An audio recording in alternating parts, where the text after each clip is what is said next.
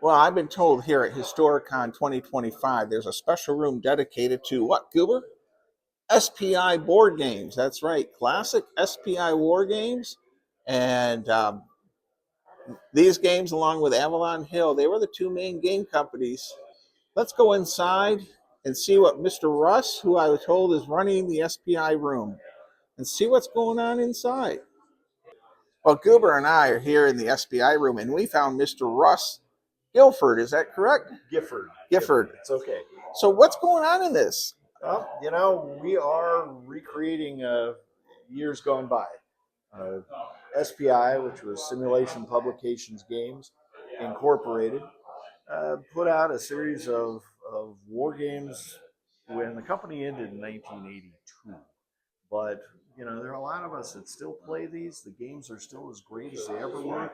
For years, we've been doing this, and I just decided to invite everybody to come down and enjoy it here. So, if that sounded any more stupid, I don't think I could get there. But we've got people that are playing here that have come from all over the country, obviously, mainly because they were drawn by your great convention. But over here we've got Terrible Swift Sword. Back here we've got War in Europe. These guys started off the first night on Wednesday night, getting things started and getting things going. This is the second edition, of course. Now, I need to have you tell our viewers, what is Terrible Swift Sword? Terrible Swift Sword is the Battle of Gettysburg from the American Civil War, and they're in the midst of it. As you can see, they're marching down the pike trying to get to Gettysburg. So it is 120 yards per hex, so it's one of the first operational tactical games. Okay. So you've got troops with different weapons, whether they're rifles, muskets, shotguns, whatever. Whatever was historically present. So it's very detailed. It is. It is. It is on the. Essentially each counter, is a regiment. Well, you've got commanders, and you work on up. I'm going to pause the camera. I'd like you to tell me about this giant map to my left. All right, take it away. All right, so over here, of course, we've got War in Europe, which was about the second monster game that ever came out. By monsters, you can see it has what, 6, 7, 8, 9. Yeah, it's got a lot of maps. What is this? 8 feet long, Mr. Ross? This actually, you're forgetting. They've moved the last piece off, so it essentially takes what is it? 100 square feet. Okay. So wow. And this was one of the ones. So you've got all of Europe. Also the northern part of Africa, because that's where World War II occurred. So we've got Spain all the way over to Russia. We've got Norway, down to North Africa. Now, so, I presume this game takes a while to play. It does. And, when I said we would do this, people keep going, well, you can't get that done in 4 days. Well, yeah, you're absolutely right. But you can play War in Europe, something people have always wanted to do. You can put it on your bucket list and say, hey, guess what? Check, I played it. I may not have completed it, but by gosh, I've played it. And these gentlemen right here, are people that have been doing it now the last 3 to 4 days. We've already seen France fall. They're already preparing to invade Russia. Amazing. Things are happening. So the SPI Game Company made games from everything from the Revolutionary War or everything? No, they go much further back than that. Much further back to Chariot. Took 2,000, 3,000 BC. And there's an entire series. And in fact, that's one of the pieces of it. That's the Viking one on the far side there.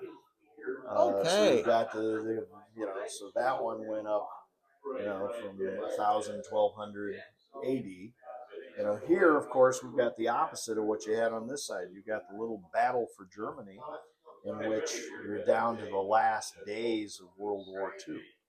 So is it like the Russians are coming in at one end? The Battle for Germany is a unique game because it can be played 3-player too, because you've got the U.S. coming in on one side, or the Allies coming in on one side. You got the Russians on the other. What's unusual about it is one player controls the Soviets and the Germans in the West. Another player controls the Americans and the Germans in the East. And the objective, the winner is whoever gets to prevent first. So you're both playing as both Axis and Allies at the same time. Exactly. On opposite fronts. Getting attacked.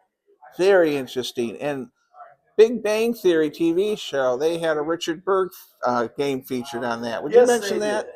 That, you know, so of course everybody knows Campaign for North Africa because, as the designer himself said, it was a glorious excess.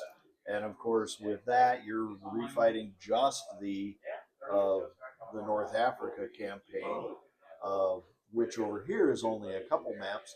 You know, but in Campaign for North Africa, it was what, 5, 6 maps? You know, and with that, you got down to how many trucks you had to have, how many cans of water you had to have. It was ridiculous in its excess. All It was right. really, though, you know, the problem is it's become the butt of jokes, and they did it perfectly on Big Bang. But, you know, for those of us who have actually played it, you know, it can be played. It's just that it'll take you forever. The joke was always that, oh, I think the playtesters have just about got done with the you know, playtesting the campaign. It's only been 50 years, so you know. 50 years. All right. But these are all guys though that are taking part in this. You know, we just had one big game finish here last night. Now, what's that one over there? I finished. see a whole stack of SPI games. So Let's this, walk through that. So this table has been the capsule games. SPI was one of the first to actually, prior to Star Wars, start doing science fiction games. In fact, for a lot of years, their biggest selling game was one of the first science fiction games, Star Force. But in later years, and of course with the explosion after Star Wars, that became the SF and the fantasy stuff became a major part of SPI games. Yeah, it's not what most of us play, but we've got it here, and we have So a it's lot right of over people here. that- Let's just take a look at one or two of those titles. Yeah. So they had two role-playing games. One was Universe for the science fiction side. The other was Dragon Quest, which originally was Dragon Slayer, but at the exact same time, Disney decided to have a movie called Dragon Slayer, and they paid off SPI to change the name.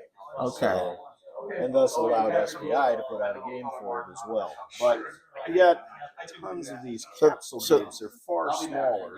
Okay. They can be played in a couple of hours, you know, and they actually created a science fiction magazine.